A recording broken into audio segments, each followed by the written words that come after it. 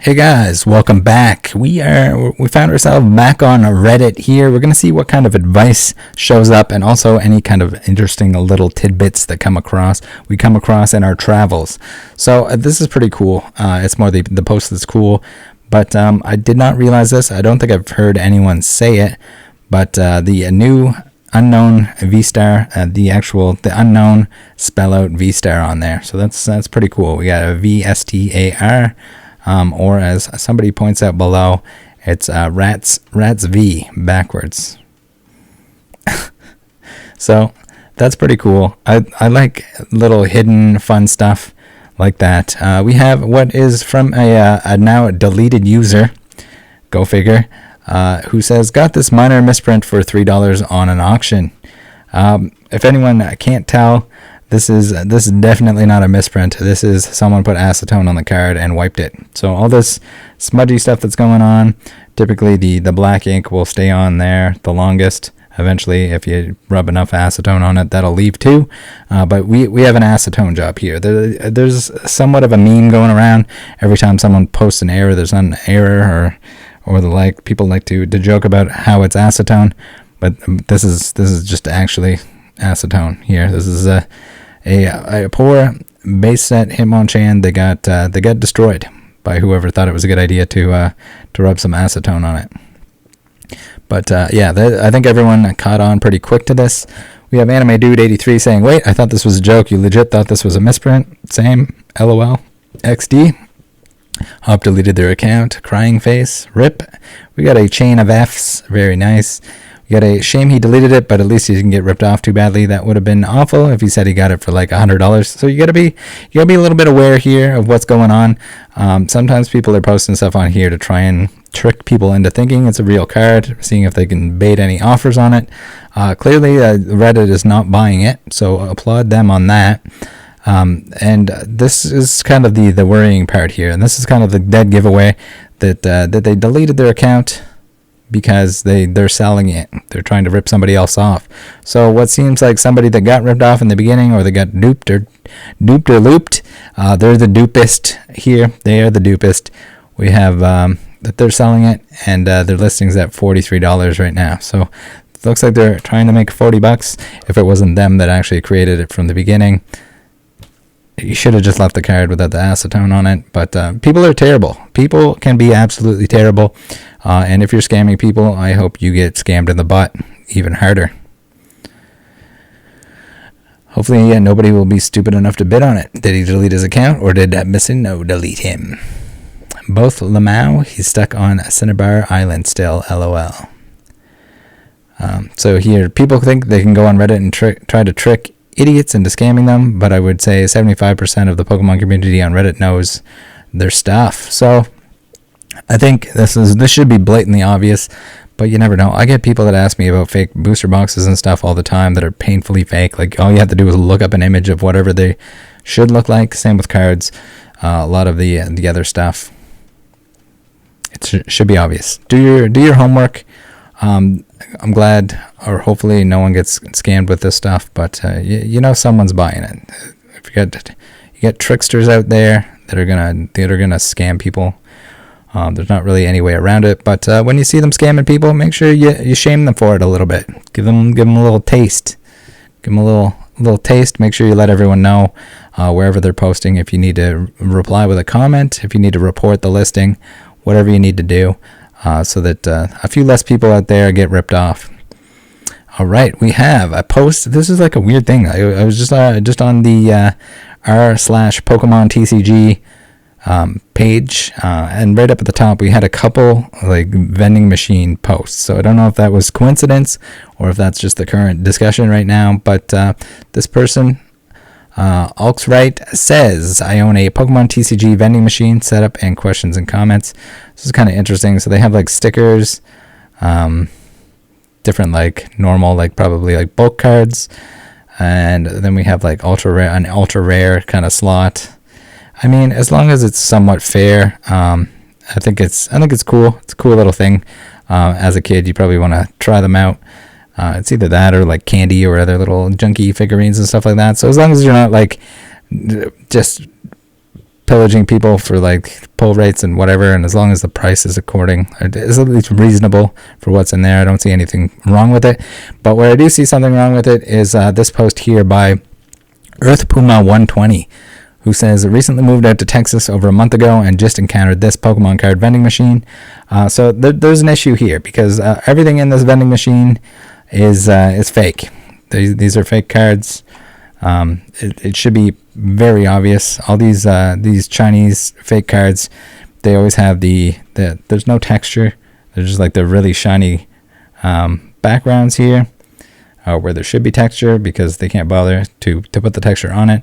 But also they have this like really, really distinct glow, where you see that like rainbow kind of pattern. You like barely have to hit it with light, and all of a sudden the thing is glowing like a double rainbow.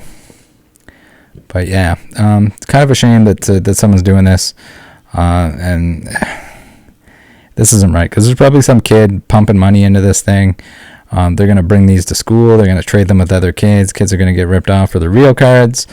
There's no excuse. You don't need to. You're making what seems like 50 cents a card off of stuff from China. It's just like, it's bad. Like, even if you want something inexpensive for your kids, there's inexpensive cards that you don't have to put these fake counterfeit, bootleg, whatever you want to call them, onto the market, because it ruins the experience. Because some kid's going to trade something valuable for one of these thinking that it's a real card. They're going to bring it home. They're going to cry. Their parents are going to be upset. It just makes a mess. It ruins the hobby. Whether you want to admit it or not, yes, people should be aware of the fact that these are fake. But as a kid, you're probably not going to realize it, and it will definitely lead to a bad experience for someone. And for what? For the sake of you making 50 cents off kids in a department store or whatever? Find a better way to make money. All right. Unfortunately, it's fake Pokemon card vending machine, and none of those are real. 100% agree. You can't fool Reddit on this one. It's definitely a real Pokemon card vending machine. It just dispenses fake Pokemon cards. Very true. Ditto. LOL. Okay, so we have a comment from the original poster here, the op. I know at first I thought they were real until I came back from looking around a grocery store. Sadly, the vending machine doesn't accept my quarters. So you knew that they weren't real, but you were going to put quarters in? Edit was looking forward to grab a couple cards since I love Sun and Moon era Pokemon cards. Well, these aren't them. These are fakes. So Tuck Ray says they were real until you came back, but the vending machine wouldn't take your quarters. I don't know. I think the op just like straight up didn't realize that they were fake. Maybe. Toy Fox Collect says, I laughed so hard at this, I hurt my rib. I was so confused by op's comment. I think they were real, but then op came back and they were no longer real. And sadly, it doesn't take his quarters. I think he meant to say, at first I thought they were real. Not going to take my quarters? I bet you were fake anyway. They were fake? The quarters were fake? I'll make you eat those words. I guess that's only fair, right? If you can put fake quarters in to get fake cards, that's probably a fair transaction. My brain's broken now. What city is this at, and what store is it? Is it by? I'm in Central Austin myself, and I haven't found anything like this. Not van at card shops. No, do not put any money into this thing. If anything, get this thing taken out of there, because it's no one needs fake cards. There are lots of cards that kids like, that would like, that are very inexpensive to the point that you do not need to buy counterfeit junk. It's just gonna end in bad things. So, next post before I get too worked up. My son got his first ever booster box for his 8th birthday. He would love to know something about the cards. Can you share? Lost Origins. Very jealous of this Zoroark Gold Secret Rare V-Star.